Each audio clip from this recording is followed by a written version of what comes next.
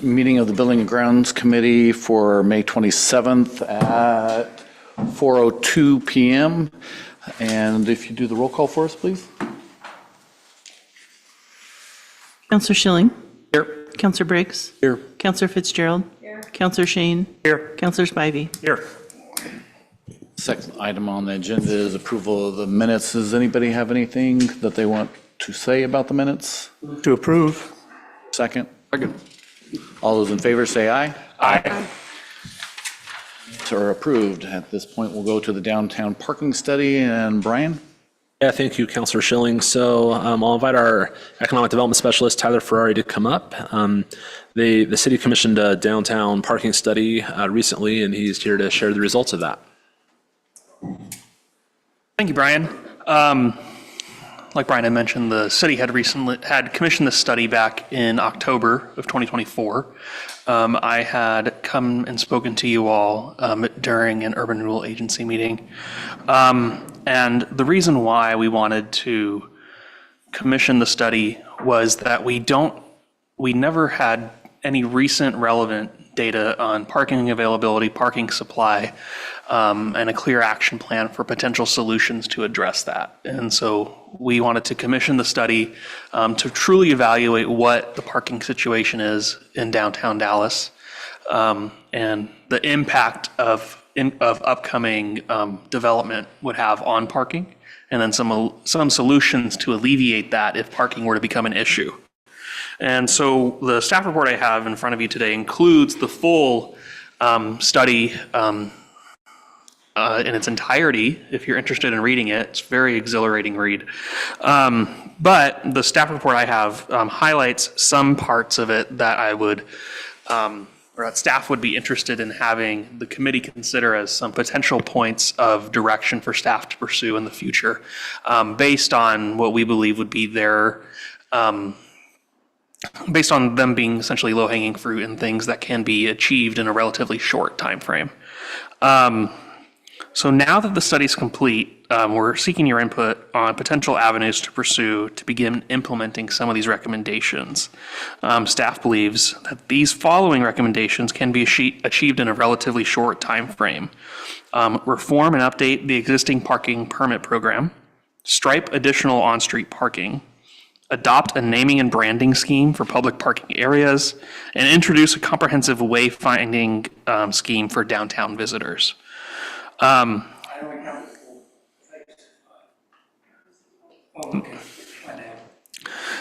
These four recommendations can be completed in a relatively quick time frame because staff believes they can be accomplished within existing department work or with the assistance of other bodies and nonprofit groups such as the Visitor Center and Downtown Association.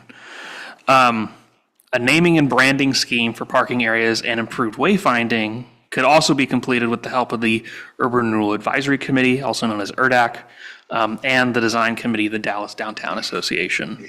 The study provides potential examples of what this rebranding scheme can look like, and staff believes that ample capacity exists to have this design work for the signs done in-house, which would save significant costs. And that was something that we had done for the new historic district signs. We designed those in-house and then sent those designs to a sign shop to get printed, and then public works staff installed those in the appropriate locations. Additionally, parking space striping can be done during a time where public works street crews is restriping crosswalks and other street markings downtown, like has been done before Dallas Days in past years. And the city regularly reviews and adjusts its fee schedule for a variety of fees, and a potential fee for a parking variance in the downtown area can fit within this framework. Staff has been working to collect information from cities that have similar parking permit programs and have been able to find out the following information. Dallas is the only city that does not assess some kind of fee for parking in downtown. And cities that charge for parking permits often have a designated series of lots where permit holders can park. This differs from Dallas in that Dallas does not currently have ample capacity in its public lots to require permit holders to park in those lots. And so what we do with our current parking variances is they're allowed to park in timed parking for an extended period of time, whether they're working or living downtown. What the fiscal impact for these projects would be is still to be determined.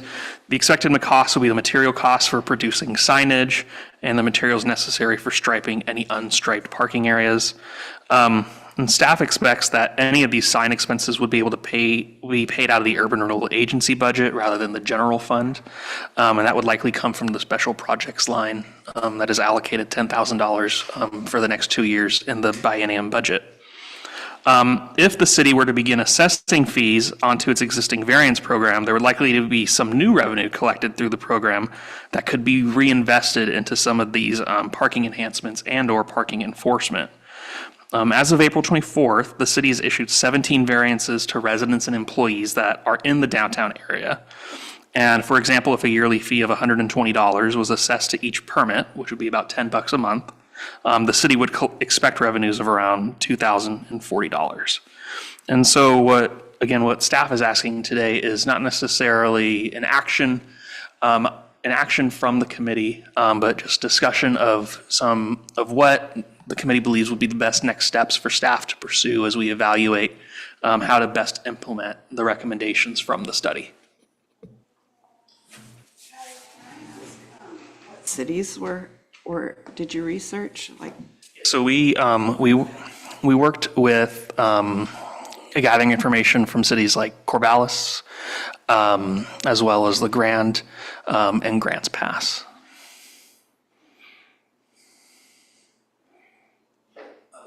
Further questions for Tyler? Not a question exactly, just I'm thinking this through. It's been a few days since I drilled down and read it all, and you're right, they did a thorough job. All these 4 proposals, suggestions, whatever, ideas, these all pretty much sound like a no-brainer with one area where I hesitate, and that is the charging fees for the variances.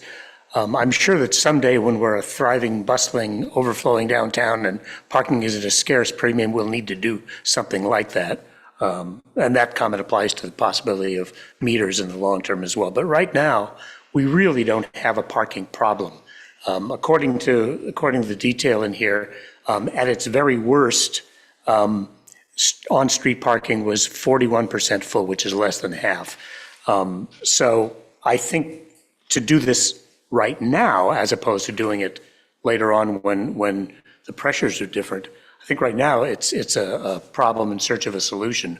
And just to flesh that out in one more way,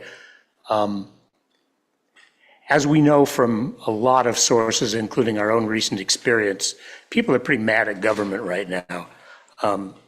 And at a time when we're in an era where we're trying as hard as we can to bring vitality back to our downtown and encourage people to locate businesses there and come down and patronize them, I'm not sure that adding one more disincentive to come downtown is a good idea right now, particularly since we're only, by the calculation we just heard, we're looking at $2,000 a year. Is annoying people more than they're already annoyed with us worth $2,000 a year? I kind of think it's not. And again, just to wrap it up, I'm not opposed to the idea.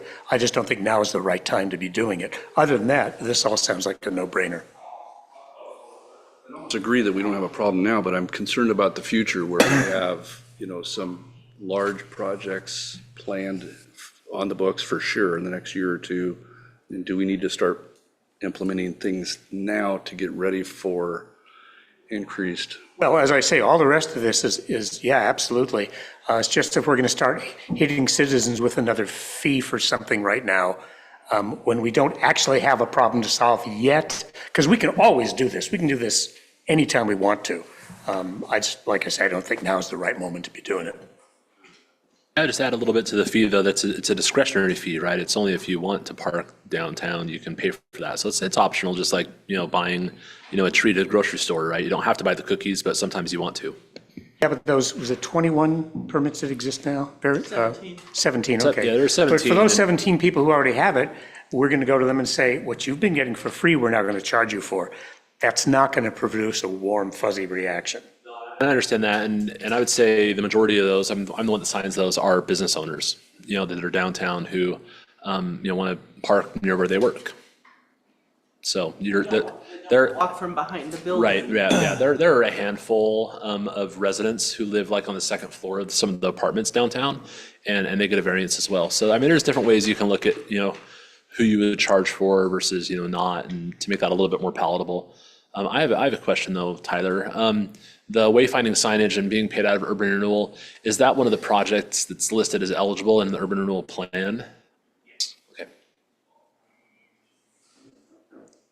As I say, the rest of it, yeah, sure, full speed ahead. I tend to agree with Counselor Shane. I think it's minimal at best, and when we have, parking at 65 or 75% or maybe 80, then we can start implementing, when there's a problem. When people have to circle the block 5 times or, to find a parking space, And we're then you gonna, can justify it easier, I think. and we're going to be having some conversations in the near future about raising money for something else. So, So the utilization actually is quite a bit higher on 2 of the streets. I'm looking at different scenarios, and that would be in front of New Morning Bakery and in front of City Hall and all the way around all the way around the courthouse is where the majority of it is. And that's pretty much at 70 to 85% a good portion of the day, the work days. The majority of, do we know where most of those variances are? I mean, I know that some of, like you said, some of the second floor inhabitants do park across the street, but I think that's after hours, is it not? Yeah, so we have, we have variances for people that live on, Court Street, that live on Main Street, that live on Mill Street. It's generally around kind of the downtown, around the courthouse area. Some of them extend a little bit further to the west. But if they get a parking variance, it's not for a specific location, it's for any of the time parking stalls in the downtown, they're eligible for that. And so, whether it's a business owner, that is located on Main Street, their parking variance is good for them to park not only on Main Street, but also over on Court Street or Mill Street. They can park in any of the time parking areas with that variance. So a variation that I'm just throwing out there is, we're kind of spitballing here.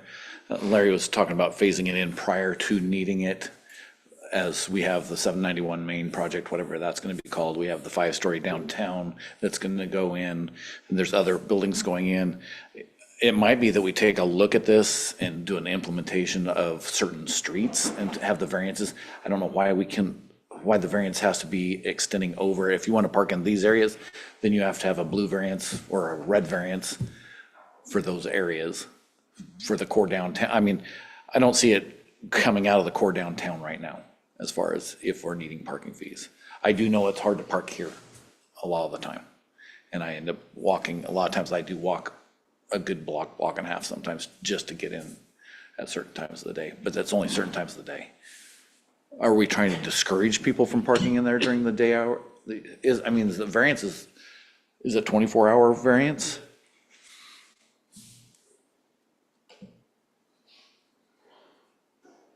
well, we could, depending on how much we want to fine tune and refine, we could take that idea and do it only in certain places where the congestion is greatest. And remember, it's only the timed parking, Yeah. so. And that's why we commissioned this meeting, was because we were advertised, if I remember right. I think we really commissioned the parking study just to get a baseline data of, how much utilization is there? Is there an issue? Is there not an issue? What does the future hold with these projects that we're seeing coming in? So we were being proactive. Charlie and Tyler said, hey, with these projects coming, we don't know even what our baseline parking utilization is, so let's get that. So that was the genesis of the project. Tyler, if you want to add to that. Yeah, and it was something that was sparked by the upcoming development, especially with the code for the central business district not requiring any off or any on-site parking. We wanted to be proactive and make sure that we were getting ahead of any potential feedback we would get from the public about not being able to support these projects because of a lack of parking, or just general concerns about parking. And in the 3 years that I've been here, we get off and on complaints about parking, and it's predominantly from business owners who are upset about other business owners parking in front of their businesses for extended periods of time. And so again, just to clarify, the purpose of charging for the variances wouldn't necessarily be to discourage parking from customers or visitors to downtown. It would be more of a means to encourage business owners and employees of businesses to not utilize prime timed parking that are in Space front. is free. Yes. And in the hopes that they would find parking that is sometimes exists behind their businesses, or our ultimate hope on the staff level is to be able to have some kind of parking lot where employees would be able to have a designated place to park, so that when they're working in the downtown, they're able to park in a centralized location and leave the street parking for those who are shopping or dining and are there during the 2 or 3 hour time frame. Slightly different topic under the, on the striping topic. There's I actually did read the whole thing, although it's been a few days. And there's a discussion in there of cooperating with the county and/or whoever to use that unpaved area up there at Oak and Jefferson. Is there a way to, you can't obviously paint stripes on gravel, but is there a way to mark out defined parking spaces in gravel, without paving it first, so that you could maximize the utilization of a place like that? So what the county does currently is they do some chalk or paint striping on the gravel, and that fades over time, so they're doing it every couple of months. And so the issue that we've seen in my discussions with our code services folks is that there is parking capacity on that site, but some county employees aren't utilizing that, or actually utilizing the 2 hour parking directly adjacent to the county offices. And again, the goal for charging for a variance wouldn't be to punish customers per se or punish employees, but it would be to provide an incentive to have them park in their designated lot where they'd be able to park for free. And in addition to that, we've had productive conversations with the county as it relates to the 791 project about utilizing that parking as part of a shared parking agreement for any future development on the 791 That site. reminds me, there is a discussion here about some of the new developments that would potentially actually relieve the congestion by creating more new spaces than they consume. So that's another mitigating factor, but all of this is speculation right now. I think part of the conversation that I don't think is addressed in the parking study so much is, the utilization, since COVID and the departure of our parking, downtown parking enforcement officer who was part-time and divided her part-time work between parking enforcement and animal control. When that went away, right, we had intermittent enforcement of parking in the downtown with our code services employees. And that's been okay, but it's been something in talking with our economic and community development director and myself to say, that needs to be ramped up again, so that's on a more regular, consistent basis. It's not, on a random basis, but it's a more consistent basis. And I think when you have more consistent enforcement in your parking downtown, your utilization is going to be impacted by that, right? Because people know, especially employees, 8 hour employees know, I can't park in the same spot all day while I'm at If work. you're going to enforce it at all, do it consistently. Right, and so that's a shift that you're going to start seeing, now, and I think that will also, have a bearing on, the utilization that you're seeing in this study, where we weren't consistent at the time of this study. Another thing is more, it sort of applies to everything in a way, all of this. Does the city manager currently have discretion to suspend the rules on things like parade day and things like that? If not, I think he should, and it should go forward with whatever changes we make. I mean, I think you should have the ability to suspend the rules when 15 billion people are going to descend on us for a day. Like suspend the time parking rules Yeah, and stuff? and whatever. So you've given me the authority by resolution for the parking standards in 6.000, I think 1 or A through F or something like that. There's A through G. As a mental footnote, then. Yes. We want to extend that going forward when we implement whatever changes we implement. And the parking variance language is actually pretty squishy. It doesn't, specify how many variances are given to any particular, address or business. And so, I have kind of a policy, an administrative policy that's been created. I don't do more than 2 per business or per residence. In fact, residences, I only limit it to 1. But if it's a business, I'll do 2, for maybe the owner and the employee, or 2 employees, or however they want to distribute that. And so, but that's not specified in the code. It's just, discretion policy that I've come up with to make sure we're not giving out, variances for everyone, but just those who need it, while still allowing some parking, on the street, so for customers and others. Right.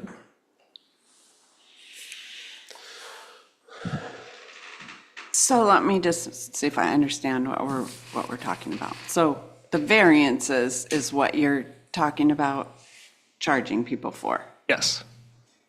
And that's basically these 17 people, Yes. Yes. and those are people that own businesses downtown. Or live downtown. Correct me if I'm wrong, but the basic thrust of this is to keep people from tying up spaces that we'd rather have people like retail customers using. And if they don't use the variance, but they use a parking lot, then do they not have to pay for the variance? So today, there's no charge for the variances at all. I know, but. So if According we to if we this. were to charge, for a variance, and they didn't want to pay for that, they could use a public lot. I think some of our public lots don't allow overnight parking. And so if it was a person that, was a business owner who just used it during the daytime, they could park in a public lot during the day and not have to pay. But if it's a resident, the time parking really doesn't apply to them at the nighttime. So after 5:30, then that's not a problem. So it's just those there are people who live in the downtown who say, don't work Monday through Friday, job, or on Saturday they want to park, their vehicle during the daytime downtown. Because our enforcement on time parking includes Saturday. It just excludes Sundays and holidays. Where they live and work downtown. Could be something like that too. Yeah, we have a few of those. And the proposed fee is $10 a month, or? That's just an example. We haven't done too much work in determining what the appropriate fee amount would be. Prior to COVID, I commuted to Salem and parked downtown where my office was by the Capitol, and the city charged $75 a month at that time to park there on the street. So now you can park anywhere because nobody drives into work.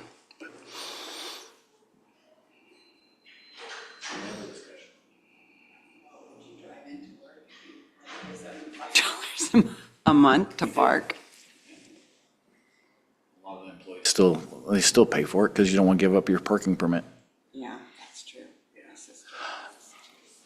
One quick question off subject, but kind of on the subject. Well, where are the timed areas?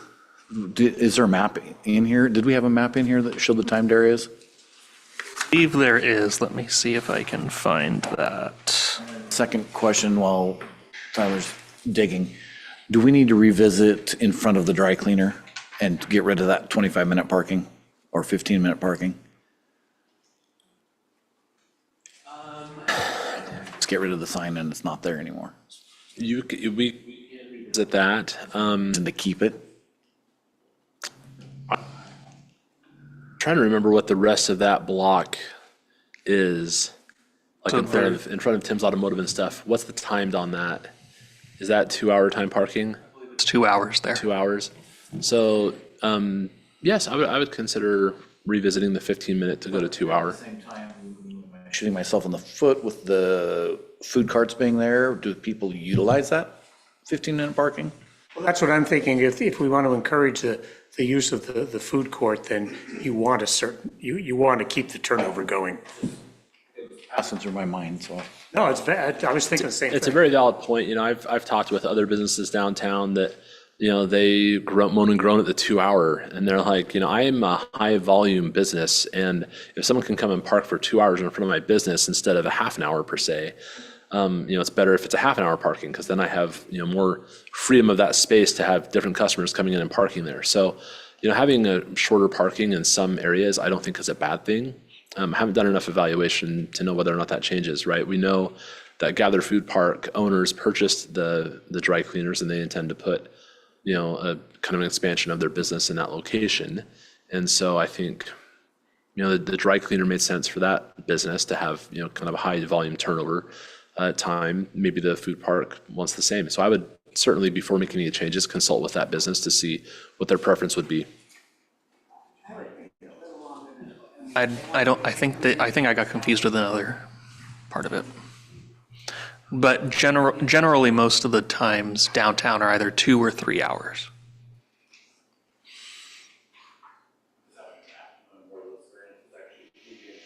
Yeah, so I can walk through most of it, I believe. So the time parking is on Washington from Jefferson to Church on the north side of the road, not on the south side. It's on Church Street on the west and east side of the road from Washington down to, I don't think it goes all the way to Academy. I think it goes just to Oak. And then it's from Jefferson from Washington down to the Y, and then every street in between Church and Jefferson. Well, and we can build them as much granularity as we want. I mean, we're not locked into so many hours everywhere. We can have different limits in different places. That's appropriate for the type of activity that goes on in those places. Generally. We had discussion. That's what this is supposed to bring up, but is there anything that you're wanting from us besides the discussion we just had? I think we wanted just general discussion, you know, next steps. Are there things that you want us to bring back? Do you want us to bring back for action or to the council? You know, for example, direction on wayfinding signs and parking lot, you know, signage. Do you want us to, you know, the other implementing strategies? Are there things that you want us to pursue? I think of one, since this issue of charging for variances is up for discussion, I'd like to see some research into what other communities use. Because the question was, you know, is it $10, is it something else? And this was just an example. If we're going to keep talking about doing that, I'd like to get some benchmarks of what other communities use as their charge and how they structure it. Well, that would also come with a discussion on a topic on is residential different than business variances? Is there a variance that the residential could be after 5 o'clock and until 8 o'clock in the morning would be free in between those hours? I mean, there's a lot of conversation about us moving when we want the people moving, because that's really what we're talking about, is moving people into the designated parking lots. That's an important point too, because they are fundamentally different. I mean, residential is going to be there after business hours and business is going to be there during business hours. So, yeah. But if we get a boutique hotel, it puts a different twist on it too. Yep, absolutely. What exactly is wayfinding? Is it just signage to tell you Signage where that you points are? you in signage that points you in the direction of where things are. So for example, we have some wayfinding signs that point you towards, like, you know, City Hall's over this way and the post office is that way, and They so like on the they can be on street poles, sign- usually on like the- corners. Okay. Okay. Yeah, but And probably signs in your parking lots is a good idea, I guess, if you want people to Sign park at the there. entrance of your parking lot to say, like, public parking I this wouldn't way. just pull into a parking lot and not Assume you can park there, right? assuming I can park And you'd there. want wayfinding signs to tell you where the parking lot is. Parking lot this way or that kind of thing. Well, I'm curious, does councilors know where the public parking lots are? think I know where most of them are, probably not every single last one. Do you mind describing because can we park in the county parking lot? Park in this county parking lot? Mullen lot. Is that open to public parking? Technically, We're so, calling it public parking, but is it really public parking? so it's not. It's owned and operated by the county. I don't know the county's enforcement rules on that. Tyler, maybe you know if the county Sticker enforces you on have to that. have to park there, something like that? No, they have signage similar to ours that designates it as an employee parking during work hours, and that's as far as their signage goes. And the lot right adjacent to it is privately owned lot, right? That entire block is owned by the county. So Synergy had a lease with the county to be able to put some of their vehicles there. The other public lots in the downtown, you have the one that's kind of an employee parking lot just across the street here. The city owns the lot just to the south of that, behind the Willamette Valley Fiber. That's employee parking only. You get to the east side of the Fire and EMS building, that's publicly available. You can park there as a member of the public. There's a parking lot just to the west of the dental and the massage parlor on Washington Street. Just to the west of that, that's a public lot. There's about 8 or 10 spaces there. And behind City Hall, sorry. I was already past that one for some reason on my mind. The parking lot behind City Hall is a public parking lot. We're just commenting about how far they. Yeah, if you work over here, there's not a lot. As you get further to the north and to the west, there's parking that's not timed, that's closer than the public lots that are over here. So if I were a business owner or a tenant and I needed to find parking that wasn't timed, I would park in the adjacent neighborhoods. Yeah, and there's diagonal parking. A good example of that is on Church Street, just west of the post office. Right, there's a lot of diagonal spaces there, and I can always find parking near the post office because there's a lot of it because it's diagonal. It's not right here. Yeah. And when I come to meetings like this, I almost always park behind City Hall, and I've never not been able to park, ever. 6 years here, I've only had one instance where I wasn't able to park. And it's because there was an event going on. All right, anything else for us to follow up on? All right, Electric vehicle charging stations. thank you, Tyler. So this is my topic. And I really just kind of want to focus on a couple of points with this. One, we can pull a lot of information, a lot of reports from the existing EV chargers, and I didn't want to overwhelm you with a lot of information all at once. But the history of our EV charging in Dallas started in 2019 when we applied for a grant for 1 fast charging station and 3 regular chargers. And we received that grant from the Pacific Corp Foundation. And then in 2020, we installed those. And then in 2021, we added an additional EV charger fast charging station at the Aquatic Center. And that was paid for with the remaining grant funds because we didn't use all the grant funds on the chargers behind the City Hall. And so we used some additional funds for that charger down at the Aquatic Center and also some street funds for that as well out of the SDCs. The 2 fast chargers, so the status of affairs today is that the 2 fast charging stations are no longer operable. They stop. Within the last year. December. Yeah, December. So basically, they've been out of commission for all of this calendar year. So for all this calendar year, those have, Why they don't, or did they just That was going to be my die? next I question. think they just went kaput. Okay, so Yeah. that's not very long life. I think we had a 3-year warranty on those, if I recall, going back to the original contract. We did, and my understanding is with all these models that they have about a 5-year lifespan. How So much were they to install? I know we got a grant. Yeah, so we got a but if wanted to grant. replace them. The fast chargers, I believe, were like those $27,000 to purchase. I think they were about just under 30 to purchase, the fast chargers, the larger ones. Still have And to then- install and set them up. Right, and there was the electricity and the other stuff that we used so a large part of the grant was the electrical work to get everything there. So if we were to replace one today, you're looking at, installed probably $30,000 to $32,000 for a fast charger. Per unit. Yeah, the smaller chargers, which all three of those function today, we did have a blip with one of them. There was a button in the software. We don't know if it was someone here at City Hall or someone with a vendor or something happened, but it got set to no charge for a few months. And so we weren't collecting revenue on that one charger for a few months.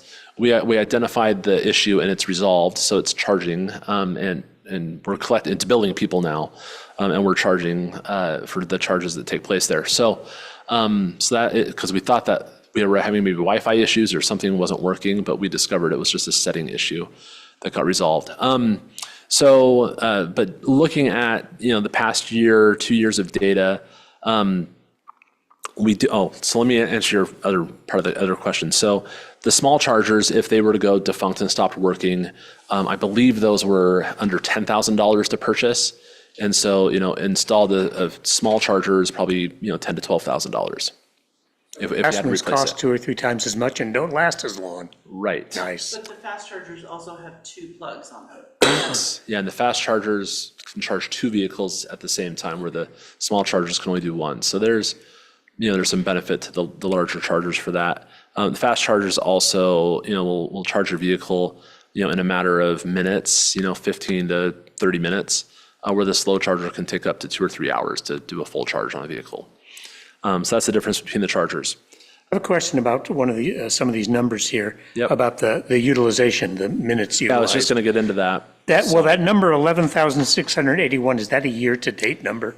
That is a year to date for 2025. So on for the on first average- third on of average 2020 on an average month. So for the first third of 2025, we're using more than double what we used all last year?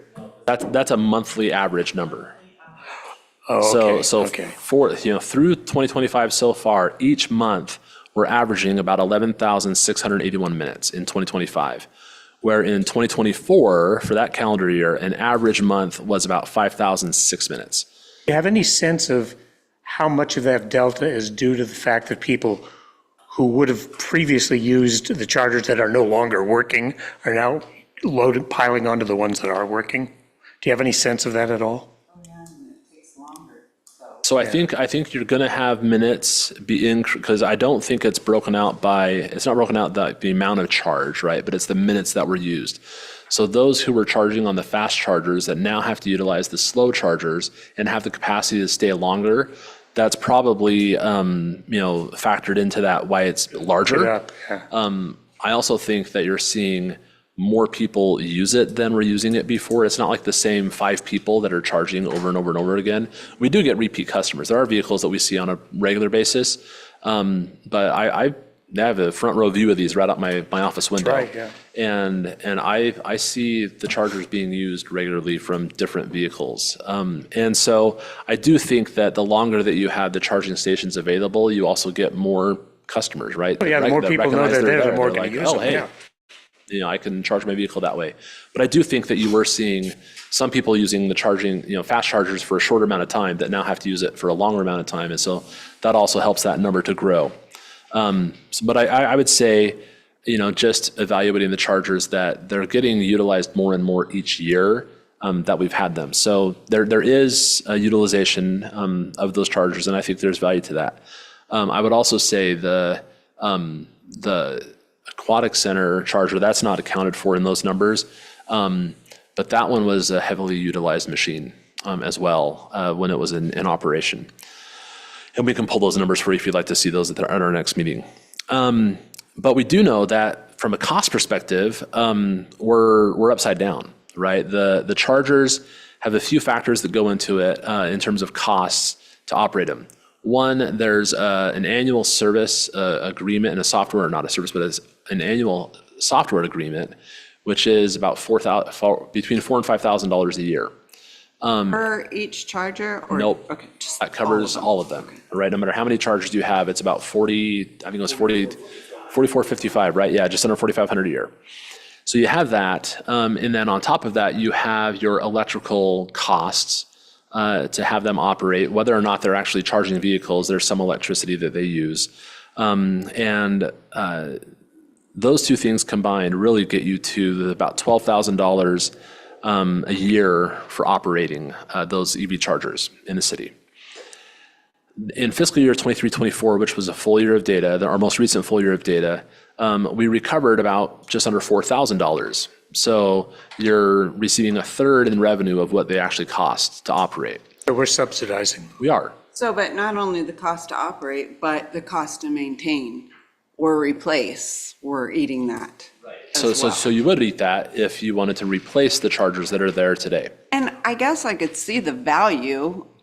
Somebody at our meeting brought up, it's nice if the city has those around or whatever, and I'm not opposed to them, but they should pay for themselves. I don't think the city. Well, not should all be- city services are designed to bring in money like police and fire. But yeah, for something like this, I agree with you. I'm It- not it ought- saying even we it ought have to break make even. money, but we No, should be but able I to agree, it should break even. justify. It should break even. Money on yeah. these. There's no reason. I thought the original agreement was they were going to handle all of the maintenance and costs and receiving the money and just give us back a commission or so many cents per whatever. And it was a no-brainer that we would make money for sure. Now we're losing our ass on this thing.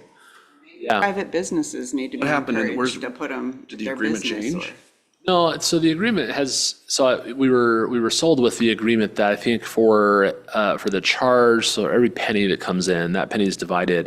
And I believe the breakdown was 93% of that penny came to the city and 7% goes back to the company. But the numbers that that we're seeing, or the numbers that we were told we would receive, aren't being materialized. And we just haven't, been evaluating this in the 5 years that we've had them. So the next question I have is, Yep. who sets the amount that we charge? We do. So adding on to that, is that equivalent to other charging stations in the area? Is everybody using that because it's half the price?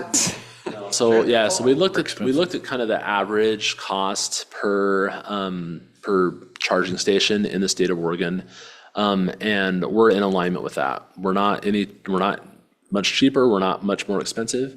For your slow chargers, I think the average cost is like 3.5 cents per minute, and we're at 4. And for the fast chargers, we're at 10 cents, and I think it was about 10 cents was the average, statewide. So we're not backwards. In terms, we're not like, falling way behind on how much we're charging percent. I do think though that, right, And so compared the state of compared to what Oregon others are is doing. Obviously, they're losing money. We're losing money. I would They're say losing money. that most publicly available charging stations are being subsidized in some form or fashion. I would venture to say that. Slightly different topic, but closely related. Since we know historically, we've got the data that we are subsidizing them, where does that appear in the budget that we're about to approve? So it appears in the street fund. So the street fund is where the chargers are paid for the electricity and stuff like that. Expenses would be there too. Yep, Okay. yep. And what was the 55,000 that was in the budget? Where was? That was in the capital fund to replace the chargers that are bad, right? The 2 large EV charging stations, Which we pulled out. which was pulled out of the budget in the approval process. So what I'm hearing, we have a couple problems. We have one that they last 5 years, and this one's already dead and has to be replaced. 2 of them are dead. The two fast chargers. And that's really hard for me to believe that they can't fix a transformer or whatever part might be in there. There's no moving parts, but I'm not an expert on it. Secondly, is that we're not charging enough. So Yeah, so this gets to the final page on page 38 of kind of the recommendations, right? Things that need to be looked at.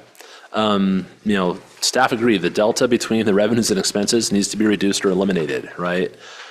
Solutions for achieving that could, include increasing the cost per charge, so the percent charge per minute charge that we do, Reducing the number of chargers, right? Maybe we have too many chargers, so you reduce the amount, you reduce some of the electricity that's being used by the chargers.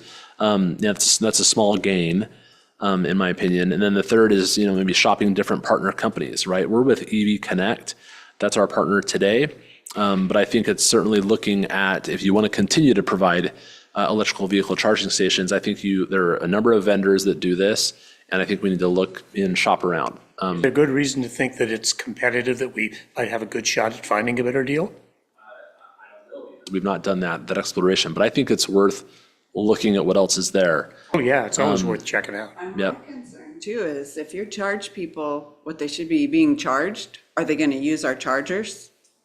I mean, that's You're the going to other. have to charge over what the power would cost them at home because you have to maintain those chargers. Yeah, well, it's the thing that economists call price elasticity of demand. You can raise it so far before it starts to actually hurt you rather than helping. So we own those, correct? There's nothing proprietary about it. So the software that we're paying The a fee software, for, the software is proprietary, but we can but we own the structures themselves. contract to another company to handle that software part. No, I think you'd have to replace the chargers that are there to use a new software. Yeah. Well, I mean, the The software most likely is, yeah. yeah. The software that's, One software, then kind of like Apple, you can only use the Apple Store. What's that? Yeah. I mean, either raise the price or hope that the private market takes over. I would say that we're into the annual service contract, or not service, the annual software contract by a couple months. And so we probably have 10 months. I would propose, certainly raising the charge, and evaluate as the year goes on, what we're seeing with the slow chargers, and make a decision, certainly before we get to the next year, next year's contract on what we want to do with that. Would you have to raise the charge to just to cover the 8,000? We need to figure that Well, So is that double? Just to cover the 8,000? No, that'd be triple. out. Triple. It'd be triple the charge, Yes, if you wanted to cover the cost. cover the software Just- costs. right. I think if you just wanted to cover the electricity, you're probably doubling it. So you're going from A huge hike. So you're going from 4 cents to 8 cents. Well, Well, then, and the software. Software is going to 12 cents for the slow Right. chargers. But I would say, let's not worry about the software right now. And I think we can shop around other vendors. And then I would not put the replacement costs on the city. There are grants out there that you can achieve, you can go after to replace them. And I would say do that, right? Seek out the grant opportunities to do any replacements. Not always. The grant we received for those were from a private company. They weren't like, it's not a state grant or a federal grant. It was a, context of the overall Foundation. budget, this is a very small hemorrhage, but a hemorrhage is a hemorrhage, and this is one we can live without. So yeah, pursue those things. Everybody agree with that?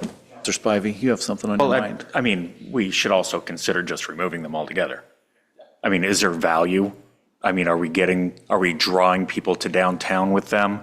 What service are we providing? Is this on a map that all apps for chargers can be found? I don't. It'll list alternatives side by side, that should be one. yeah, so I would, for sure, that should be an option. I didn't include that in the list here because I was proposing things that could, minimize that delta, not just eliminate it altogether, I guess. But yes, the app, there are apps for where EV chargers, find the nearest EV charger, and it will show ours, when you're looking for them, so. Does the app show how much each one charges? Yep. Yeah, and like what company, it's with, because certain vehicles only charge at certain stations, and, yeah. Does it have the prices? Mm-hmm. Yeah. I say at least for the year, if we're just gonna let it ride for a year to see kind of where we are, we need to go ahead and just at least cover the cost of electricity. And you said the software is already paid? The software is paid for until like next spring.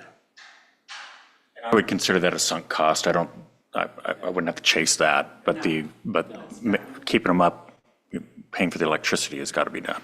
I presume we're all agreed we want you to pursue that research. But also a charge, when a landlord rents a house, they make sure that they have enough money so that they have enough in the bank to, when something fails, they can replace it or they can maintain it, or I don't, Yeah, I think that that's where we need to kind of look at other vendors and see kind of what they have to offer in terms of, the value that we would get from them. I think your software costs are, and what that looks like on an annual basis is going to be a big factor of that. Maybe EV Connect charges, 4 times more or 10 times more than another. I just don't know that. I know Rob's. Our company installed 10. It's private, not public. We made that decision. We have a gentleman in our company who did a lot of research who said he would be very happy to share if you would like it. I'm happy to provide his contact information. There's no reason why we can't share that stuff, and you can use it as you see fit. Yeah, something we could benefit from, absolutely. Rob's company to be able to understand, the research they did on, looking at different companies and stuff. So there's, as this industry's grown over time, I think that it's worth our while to explore what other companies have to offer. I don't think you could charge enough and actually have people use them to be able to get enough to replace the chargers. I think that would be something that from a policy standpoint, you would want to say, we're not going to use our public dollars on replacement, but we will pursue grants as we know those become available, right? So I would approach it that way. So you have a replacement policy, but it's to find grants to support that as opposed to using city tax dollars or something. And the company we're with will not come and service it. That's I think they've They done. will, but it's been difficult. They don't, a lot of most of their customer service is offshore, and so communication with them has been difficult. And they don't have, they don't have many or any real local crews. And so getting actual technicians here to do the work has also been challenging. Especially for the high-speed chargers, right, Jennifer? The high-speed chargers, as I understand, the technicians out of California, and it's cost prohibitive at this point for us to invest in fixing the high speeds. So I would assume that while we're searching for a new partner, if that's where we're going, that we also look at one that can service their equipment. I think there's every reason under the sun to change vendors if we're going to keep the EV charging stations in Dallas, the public stations. I don't think there's going to be no love lost from our side with EV Connect and separating from them.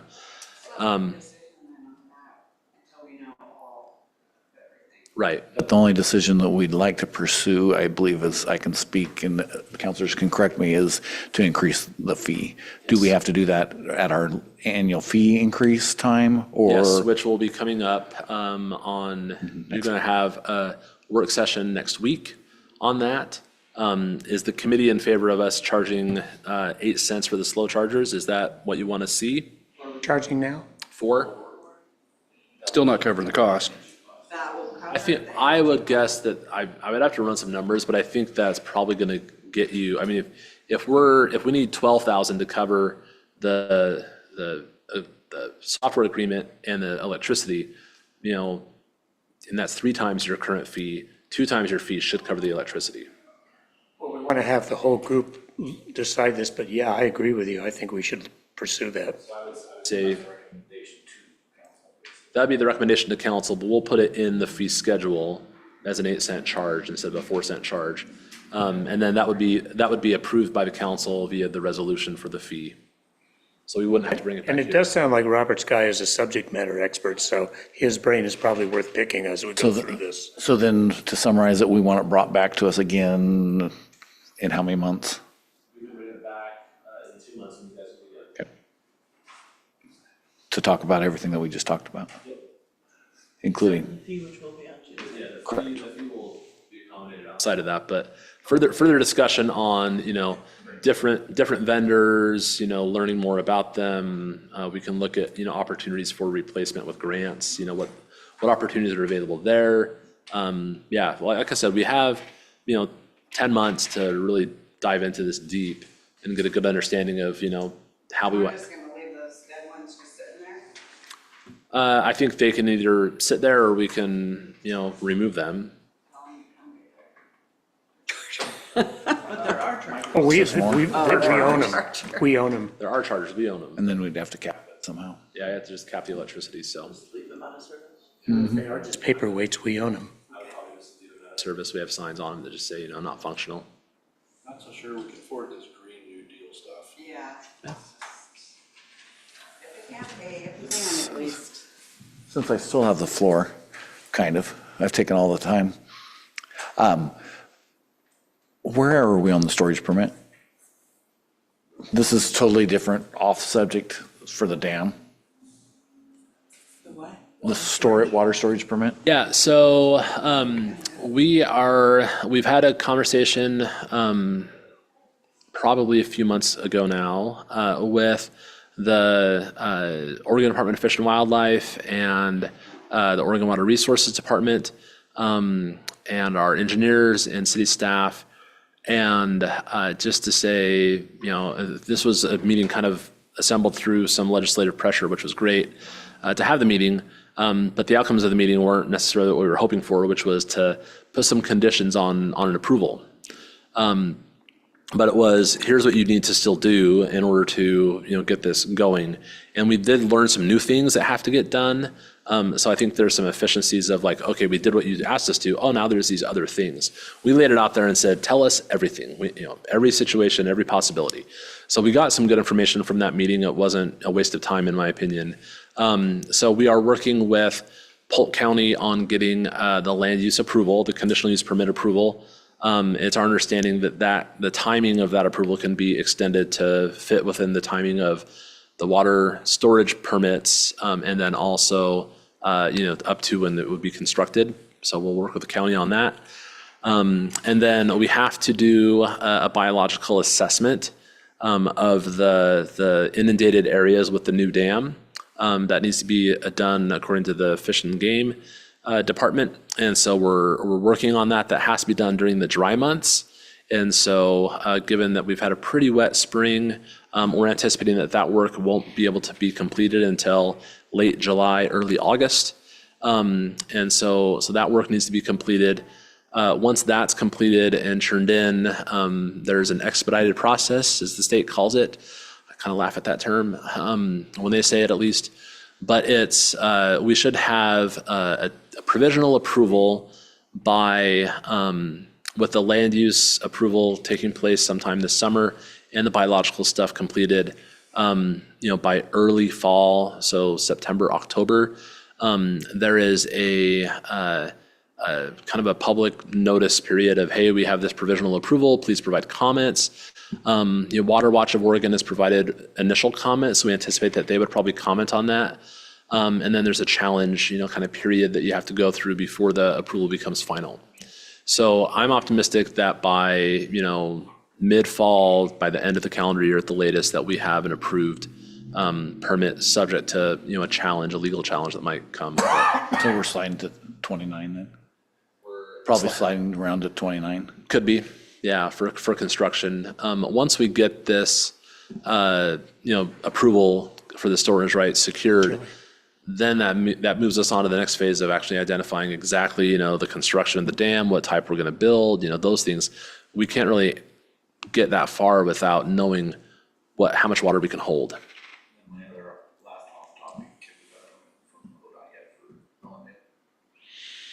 I don't know the answer to that, but I know that the work has started.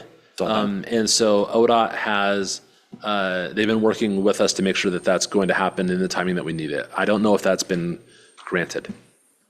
On the dam again, what fraction of the land that would be inundated actually belongs to us? You'd have to buy, if I'm not mistaken, I think it's 2 pieces of property, or lease those 2 pieces of property from adjacent property owners.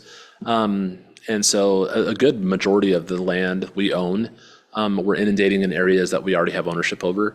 I believe it's 2, it could be 3. It's not a lot. It's, less than the digits on your hand. That's what I was getting at. Yeah. Is there anything, no, I'm just going to call, there's nothing else on our agenda, so I call adjournment of the Buildings and Grounds. Guys 5 wanna- o'clock. You guys want to stretch your legs or go straight into it? I guess we'll go straight in? You're going to be short, right? Yeah, compared to the one we just did, yeah. Stand up anyway. Can we use the same roll call or should we get a fresh one? It's the same one. Same one, okay, roll call's done. You have the meeting of our last, the minutes of our last meeting. Does anybody have anything needs changing? I will Second. moved and seconded to approve. Any further discussion on the minutes? All those in favor signify by saying aye. Aye. Aye. Those opposed? Passes unanimously. Next item on the agenda, itinerant merchant licensing duration. Over to you, sir. Thank you, Chair Shane. So this is a topic that should be fairly easy. We're just looking for a little bit of direction. Itinerant merchants have kind of different categories that have been built over time. The first itinerant merchant ordinance was adopted actually in 1983, quite some time ago, but it's been amended several times since 2015. 2015 was the ordinance that is kind of the base ordinance that we've been working off of the last several years. But we've added things like, mobile vendors and food trucks and other stuff. Each time we've added that, there's been some additional regulations which don't all correspond to each other. So for example, an itinerant merchant license is only good for 3 months.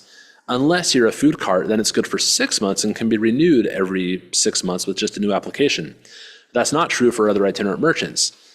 We've added mobile food vendors, which are like ice cream trucks or a hot dog vendor on a bicycle going around.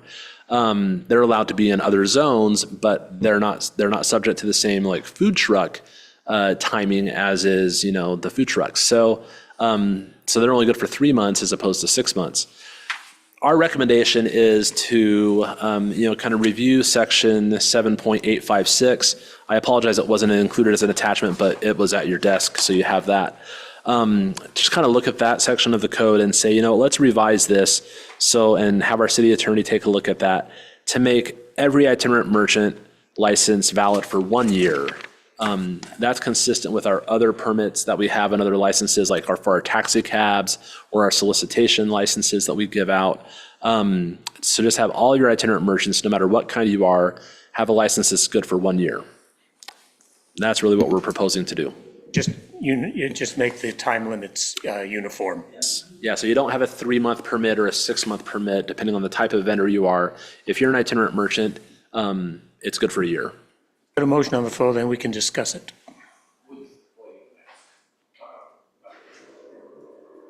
I move to direct the city attorney to prepare an ordinance amending Dallas City Code Section 7.856 to allow all itinerant merchant licenses to be valid for 1 year. I'm going to put another thing in there. Sure. And do the correct cleaning up of the ordinance. So seen fit by our. What's that mean exactly? I believe there's some issues in there that already don't. I just want to give the city attorney the ability to change it as he sees fit. Does that make sense? Sure. Yeah. Is there a specific, I mean, it's going to come back to the council, so I can edit He's for going to mark it clarity. up. I don't want to just give him the one thing and then there's 3 things that we need. in other words, if you find something else that needs fixing, fix it, sure. Do it. It'll come back to us. So that's your motion? That's my motion. Okay, somebody want to second that for us? Please? Second? Okay, now, discussion. Brian, I have a question. So like anybody that's serving food or anything like that, do they have to have a different kind of? So anytime we have a food vendor, they have to get their food handler's permit in the county health licensing. So we require that as a condition of our permit. We don't verify that they have that, but we put it as a condition so that if they violate that condition, like someone turns them in and they didn't have their health permits and they had a license from us, we'll just revoke their license on that basis. The mobile food vendors, I do verify Okay. that they have their licenses with the county. Not each food handler, but the truck itself. I just wanted to clarify that, I just want to make sure I understand that currently the solicitor's license is good for 1 year. Yes. Discussion. All righty, all those in favor of the motion signify by saying aye. Aye. Those opposed? Passes unanimously. All right, next, approval and installation of memorials and public art in parks and public spaces. I will invite Jennifer Ward to come on up. For those of you who don't know, Jennifer Ward accepted a new position today with the City of Dallas. She's our Public Works Director. Oh, congratulations are in order. Thank you. Just on that note, there's a lot to be excited about coming into that position. We have a great department with great people working for us. We're doing exciting things with more to come. I will Getting say, a new building, too. if we are getting one of the exciting things, right? I will say in this company, though, one of the things that I'm most excited about is the opportunity to work more closely with all of you. I was really inspired by the goal-setting session that we were all part of together, and the opportunity to work with you to like bring those goals to fruition is really exciting to me. So looking forward to it. What you have before you tonight is we've had a number of, I would say just since the beginning of the year, requests for different types of memorials and different types of art in a variety of public spaces in our parks and some of our infrastructure. And, we just really didn't have any guidance for who makes that decision, what is the criteria, what's the application process, who maintains it after that artwork or memorial is installed. So what you see before you is a attempt to put a policy in a place to guide public art and memorials in our community.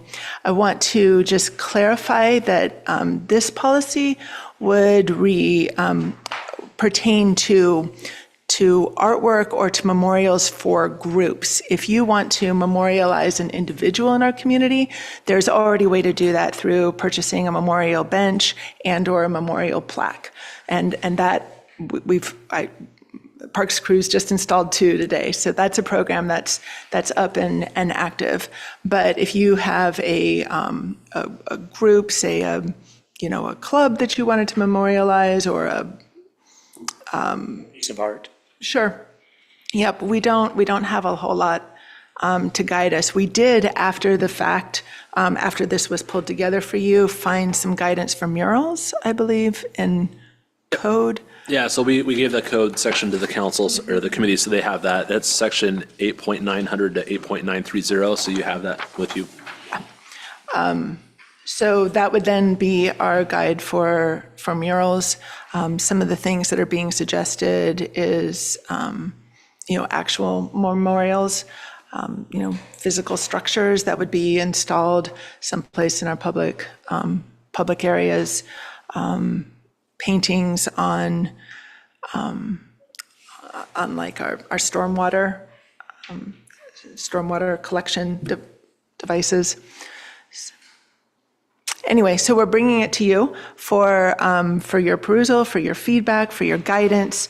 It will also go to the Parks Board because we see them as being the main deciding body on this. And then it'll go to council for approval. Yes. What did you find with other cities our size? Did they have anything in place to selection criteria, location criteria? Did they have a committee that reviewed? What did you find? In our size or smaller, not so much. In larger communities, yes, they do, and it looks similar to this. Either they have a specific like arts like committee, right, or some sort of body that's looking at these suggestions. But they do have criteria, of course, that they're using then to assess whether this fits in with what they want in their city. Your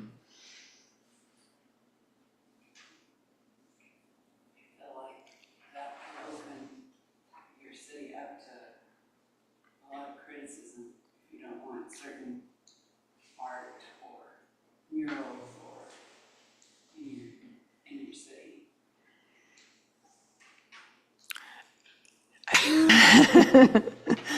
Any group can propose a mural or a statue, or any group? Well, yes, they could, but we do have, we've built in here some specific things that would not be allowed under the criteria for approval.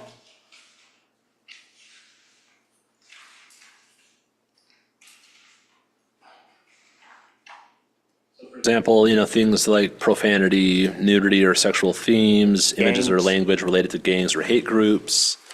So if someone wanted to put, I don't know, a statue of something, whatever, somewhere, would the city be required to maintain that, or does the group maintain that? Right, so that will be part of their application is what's the plan for maintenance? And so that would be part of our assessment. We do reserve the right under here to decommissioning and removal that, if it's not being maintained or becomes unsafe or no longer represents our city values, that we can remove it. Yeah, what are the known or potential future or ongoing maintenance needs? How will those maintenance needs be met and by whom? Yeah.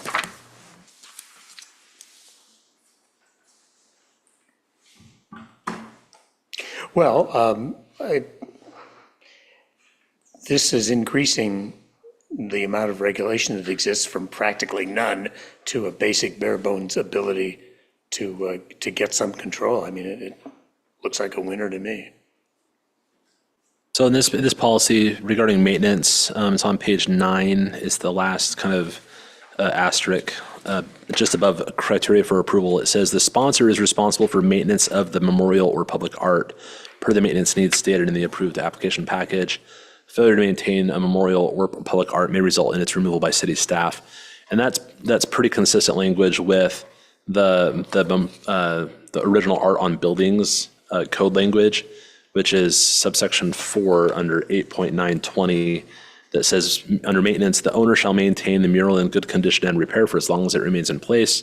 In the event the owner fails to maintain the mural in good condition and repair, the city shall have the right, upon giving of 20 days written notice to the owner, to maintain, repair, or remove the mural, in which case the city may assess and recover the cost of such maintenance, repair, or removal from the owner according to the provisions in section 5.460. So, we put the maintenance responsibility on the applicant or the person that was installing the art or memorials. And in the event that they don't, then we have the right to either do it ourselves or just remove it. And they install it at their cost and. And they provide insurance. Yep. Are you aware of anybody that's actually asked if they could do something? Any ideas that may be out there that we could have an example of? Yeah, one example is there's a mother in town who would like to have a memorial for all of Dallas's children that have died young, like a angel type memorial. We've had, as I said, some requests to do artwork on our storm drains. There was a request for a mural under the Lock Rail Bridge. Those are the 3 that come to mind most recently. These would be murals that we would endorse. Some people love them. I don't like them, but I would vote no murals down if it was up to me, but. So the governing body that would say, yes, that's approved or not, that would be a committee we would set up, or would this come back to council to? Parks Board, the Parks Parks Advisory Board. Mm-hmm. Mm-hmm. Save me looking it up. Who currently chairs the board? We just got a new one. He's here all the time. Trevor? Yes.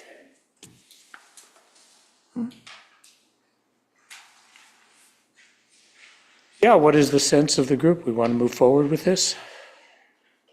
I would say hesitantly, yes. Anybody not want to move forward with it? So moving forward, is it just getting like control over, or is it now allowing it? I mean, is it allowed now? So I would say that there's no guidance or policy or rules outside of murals, because we have a code on murals. But for, like the angel kind of memorial statue sort of thing, there's no direction on that. And So it's a vacuum. It's a vacuum. So what I would recommend, short of having a policy, is I would take that request and bring it to the council and say, what do you want me to do with this? And then you would have decision-making authority over that. You would say, we don't want to have any memorials in our town at all. Great, then I have my direction and I can just tell people that in the future. Or we can say, we should have a policy for that. So we're proposing the policy option. Let's have a policy and, have a decision-making body that reviews these things. If it becomes problematic, pull the plug on it, right? I mean, What is our policy on murals? so it's in the city municipal code, section 8.900 to 8.930. So it's right here on your table. And it gives a definition of what, an original art mural or mural is. And It can be. what the owner is. It talks about the standards of the criteria, so where they can be, what they can be made out of, lighting that would go along with them, the maintenance and violation, if you violate the rules, what happens in that instance. And then there's a section about temporary signs. So that's our policy on murals.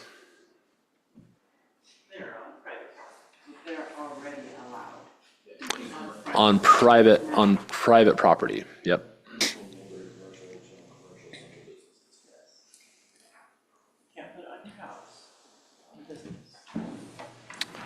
So as an action item, what would you want from this group? We're just kind of looking for feedback on, one, we wanted to know, is this an idea that, the council in general, there's five of you here, is in support of having a policy? Is this the policy that looks decent, knowing that we're still going to have to run this through the Parks Advisory Board to get their feedback? And then ultimately we'd take this policy to the council so the full council can get their eyes on it. So this is just step one of kind of reviewing this document. So we're looking for just general feedback and guidance, as counselors who are on this committee, do you think we should have a policy, or just say, we don't want any of this? If that's the direction, let us know now so we don't waste our time. I like as few as policies as possible, but I think this one is one we need. It keeps us from the winds of change. I don't like Susie, so we're not going to put up her memorial, but I like Bobby, so his goes up. This has a little bit more rules and guidance and direction. I think we should fill the vacuum. Yeah, I think it would definitely help. City, the staff to be able to make decisions. Actually, they wouldn't make decisions. They know how to move things forward. I don't see the harm.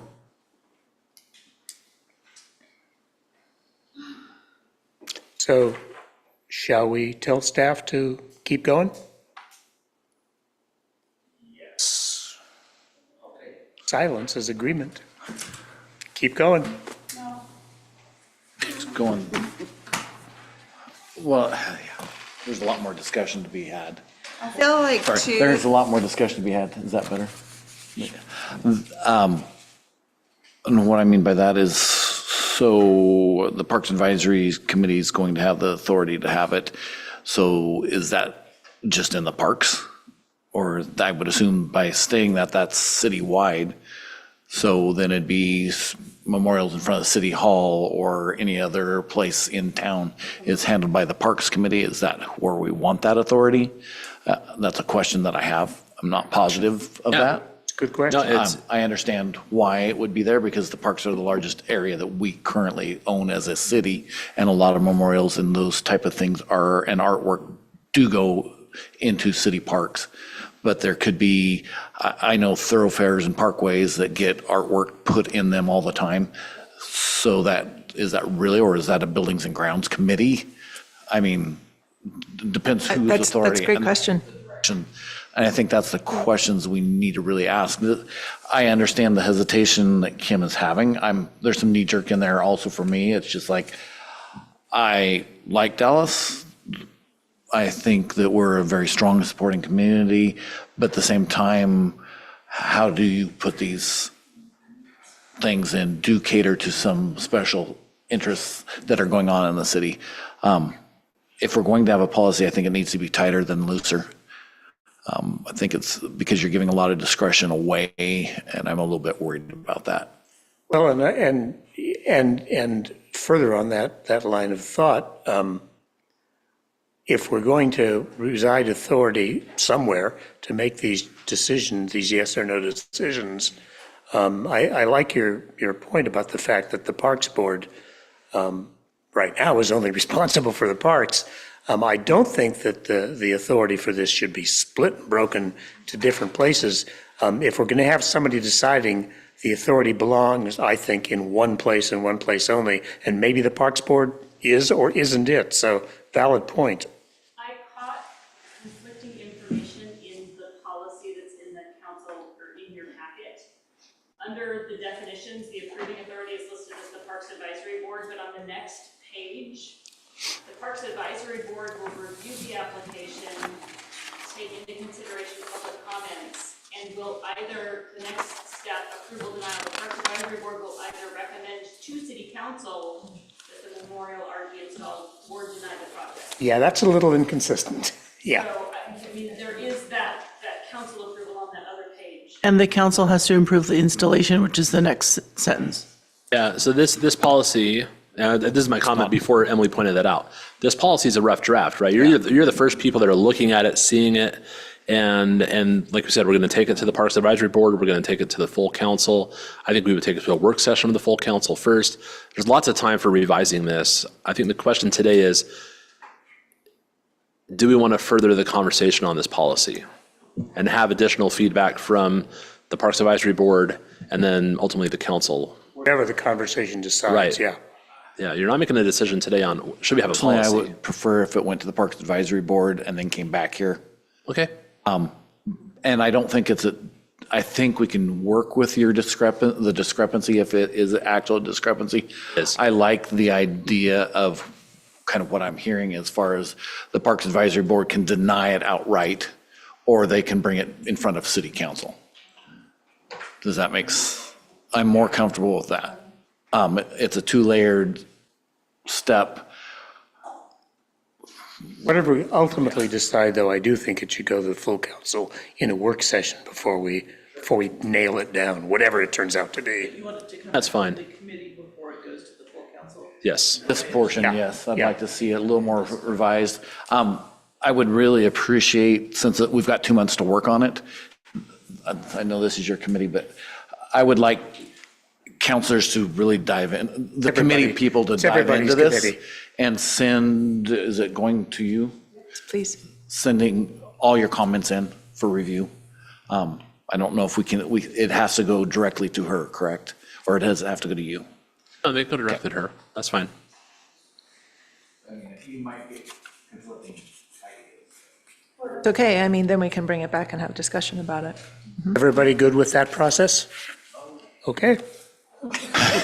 Grudgingly. We turned her to a no to a yes. All right. Okay, podcast. All right. So this is kind of a fun topic. Councilor Briggs brought up the other day the idea of having a city podcast. I thought he was speaking a different language to me. I don't know what a podcast is. My wife tells me I should get into them, but I don't. So It means something in Klingon. probably. So a podcast is either an audio recording or an audio and video recording of information, right, that you just want to share on any topic. It's been interesting for me. I've started listening to city podcasts in the last week, and I think it's a good idea. I like the idea. I expressed that right away. Because it's just one more way of consumable media today that's being utilized a lot, and I think there's opportunities for us to create a podcast if we want to do that. I think that it's important, however, because there's a podcast for everything, and there's millions of these things out there. That if you're going to have one, I think you need to really refine, what it is, who it is, kind of the purpose of the information that you're sharing, so that you have kind of a consistent brand for your podcast. I was listening to one over the weekend who it's the mayor's podcast, right? But the mayor brings in councilors and people that run community events and staff to talk about different things that are being implemented and issues and topics. And it's like a weekly podcast that mayor puts on. And it's a video, podcast, but it was good, right? It was informative, and he would have podcasts that lasted 2.5 minutes and podcasts that were 15 minutes, and depending on the topic and the level of interest and engagement from different people that were in the room. But that was just an example of one that I thought was done really well. And then there were other cities who did one episode every 6 to 9 months, and that was not very efficient and effective. So I think if we're going to do something, we want to understand and really kind of refine what it is that we want to do, how frequently you want to do it, how frequently you want it done, and kind of like even having a consistent, I think, host for your podcast would be important. Again, you want that consistency for the consumer to be able to know, oh yeah, hey, I love, the banter that, this, host gives, and there's a lot of things that play into that. So just introducing the topic today, and really looking for a direction on, is this something that is an idea that's worth exploring, that you want more insight on, or is it kind of a dead in the water? YouTube? Most of So, them are posted on That's the YouTube. easiest. so they can be That's done by on far the YouTube. easiest, You yeah. can upload them to Spotify. There's different podcasts, I don't really know platforms. how to do a podcast. I know. I mean, I've learned listened to 'em, I learned a and I lot. guess I I go learned to a lot over YouTube. the weekend. So yeah, and I think the Wherever city. you get your podcasts. Right. That would be another part of understanding, what we want to do. If we want to do this idea, we have to decide where are we going to put it, as one of the questions that need to be answered. All kinds of things to be resolved, who's going to be responsible for it, all those things you listed. But from a 30,000 foot point of view, I think we should proceed with this because it's one more way of getting information to the public. And I can see all kinds of contexts in which we would want to use this as an additional technique in our arsenal. What brought this to my attention, I have a cousin that lives in a little town called Tehachapi, California. It's about half the size of Dallas, with a larger outlying county. And they have just produced their 500th podcast. So they've been doing it for 3 years. Wildly successful. People, it's by a particular host who happens to be the city manager. And they have a forum they go by where they talk about, city business. They bring in different, agency heads from time to time to kind of alert everybody what's coming up. We have so much going on here in Dallas. I don't even know what's going on half the time. And and what really made me think about this is that getting the message out about the police station. We really had difficulty launching our message. And That's what I was thinking of when I made the comment. And so if we could start something that would, send the message out, not just on, issues like a police station, but just with all of the things that we've accomplished, all the things we want to accomplish, just communicate that on a weekly basis or twice a month basis, where people can, easily go to that, watch a 20, 25, 30-minute podcast and be informed on everything that's going on in the city. I thought it was a great idea. It's successful in other cities. Well, it's a cliche that different people access and process information different ways. Some people do it better in writing, some people do it better orally, some people do it better by listening to a podcast or watching a video or whatever it might be. So yeah, this is, in a way, we're almost late to the party here because there's so much of the world that now disseminates information this way. I think we definitely want to have this, like I say, have this in our arsenal. And a good example of something like this that we've probably all seen, and recently, is those 3-minute blips that the LOC puts out, telling us, the 3 things you need to know this week. That's a good example of a podcast. Yeah, this is a technique we should have available to us for disseminating information. 20, 30-minute, I'm not that much in favor of. The 2 to 5 minute and not to exceed 15 would be better. I mean, there's going to be topics that obviously are going to go longer, but I think you will get a better audience if it's short. I mean, as far as, No cliche that they teach public speakers, be clear, be concise, be seated. personally, I would rather, I could make it a weekly habit to listen to the podcast if it was short. If it's going to push 20, 30 minutes, you give me a couple of those and I'm not going to be listening anymore. I would, I would Unless say, Tom was doing it. so I watched, a number of different varieties, and I agree with that comment, wholeheartedly. And I think that, if you want to do, a video podcast, there's some probably additional equipment that we would need to buy in order to make that, successful. You don't just want like one static camera angle. You probably get a couple different cameras. If you have multiple people, there's things you want to do. So there's probably a little bit of equipment purchasing that we would have to do if you wanted to do, kind of a dynamic video podcast, but those that are just a few minutes long, are easy to consume. You get the information that you need. And, you could take a 20-minute podcast and break it into 4, 5-minute podcasts and be much more successful than the 1 20-minute podcast. Sounds like a perfect job for your public relations person.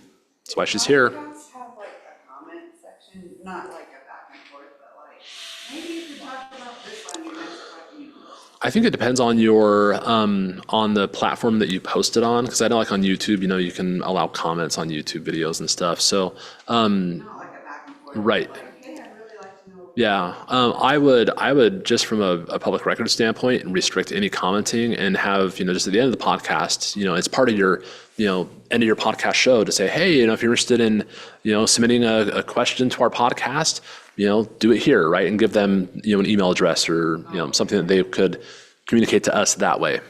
Yeah, if you open it up in that way, you run the risk of getting flame wars and things going up. I'm thinking of a certain person who's no longer permitted in City Hall, having access to that kind, being able to create threads that way. So I just would, you know, we do that with our social media content right now. We don't allow commenting for that reason of just managing the narratives and everything that can be There's said. another reason, be consistent. Right. And so, but if you have, you know, just, you know, as your intro or your exit of the podcast, maybe both, you're able to say, hey, you know, just remember, you know, help us generate content by asking us questions, right? Email recorder@dallasor.gov. Something simple. So we like the idea, general consensus? Yeah. Yes. Okay. Move forward. All right. Yeah, we do need, it's not this guy. I'll tell you sitting that. right It's not there. this guy. Find the funniest city employee you got, Yeah. the funniest one. Maybe Charlie. He has experience doing this. Yeah. There you go. He does.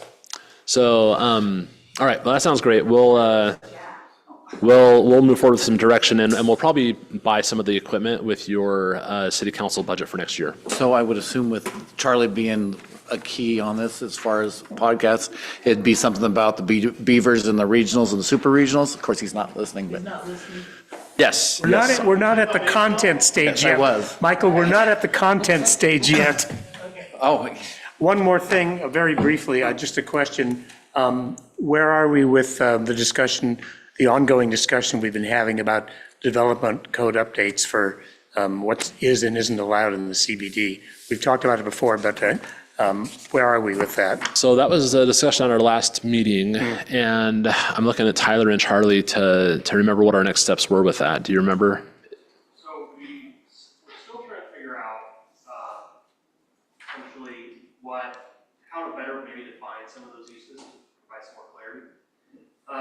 It's not self-evident, I get that it's, yeah. And then also, I think there's some work that will need to be done with the TGM project that we want to make sure is fully buttoned up before we really go down that route. And then also, we're still trying to get in contact with some folks in Medford who are doing this same exact project right now in terms of expanding the CBD. So I'm trying to get in contact with them and figure out what their experience has been. But we're still working on it. So it's ongoing. So we'll be hearing more. Okay, that's all. Anybody got anything else before we all go home or wherever we're going? Then I